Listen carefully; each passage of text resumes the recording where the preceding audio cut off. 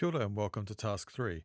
Essentially, Task 3 is setting up our monitor path to listen back from Pro Tools.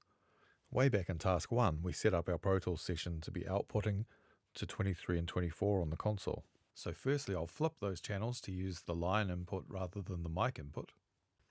I also want to verify that my line input amps are set to 12 o'clock. Now I can head down the channel, pan channel 23 and 24 appropriately, assign them to the mix bus, and I could raise the fader, except I haven't set up the master fader yet. So if we look down on the end of the desk, here's our master fader. If it's not set up, it may fight against you. It does depend if it was set up correctly by the last user. Let's have a closer look at how you set it up. So here's the master fader section, and there are some assignment buttons right beside it, which assign the fader to either the mix bus or the record bus, depending on what we're monitoring.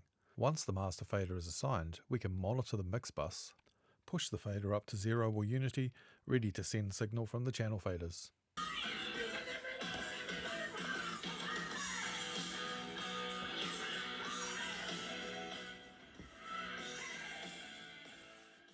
Now I can record my microphone.